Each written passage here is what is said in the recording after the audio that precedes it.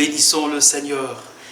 Il y a cet homme un jeune homme tout jeune Luc chapitre 15, c'est la parabole que Jésus nous donne, il s'enfuit de la maison, il fugue, mais il ne fugue pas les mains vides, il demande d'abord sa part d'héritage.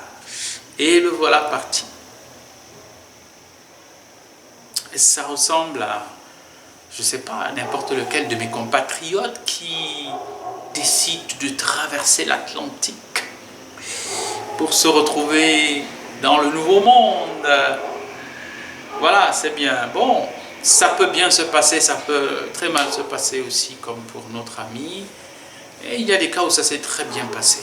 Mais une chose est de dire, j'en ai marre de cet environnement, encore que le jeune homme, après un certain nombre d'années, revient en courant vers cet environnement-là et il est prêt à y être, non même pas fils en position d'autorité, la bague au doigt, mais serviteur, à cirer les bottes des gens.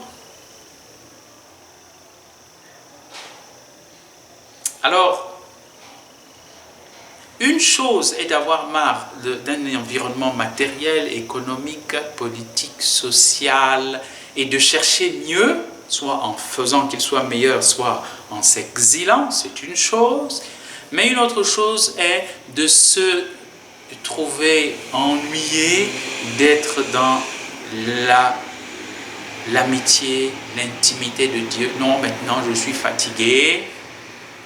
Je vais aussi, comme d'autres, être menteur, tricheur, adultère, impur, sorcier sur les bords. Oui, de dire je suis fatigué de la justice, de la vérité, de la chasteté, de l'honnêteté, de la fidélité,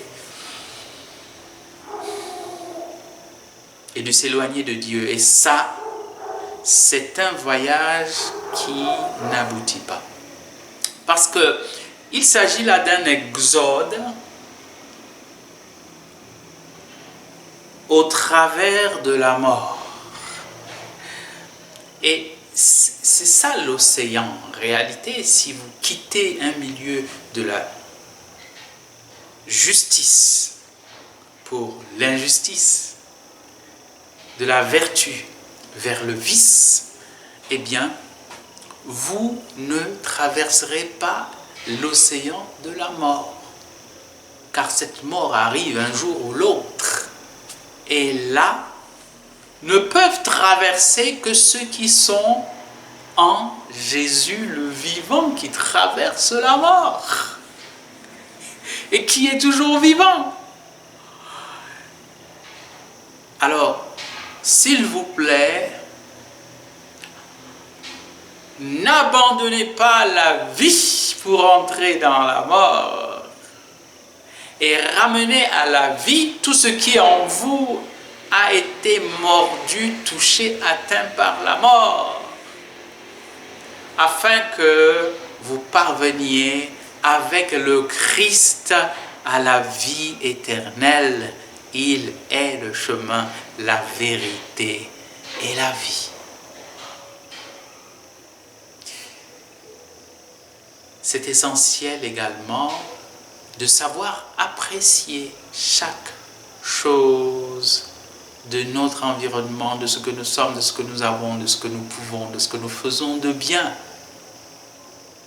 De goûter et de savourer l'intimité de Dieu et de grandir sans cesse dans la justice et la vertu,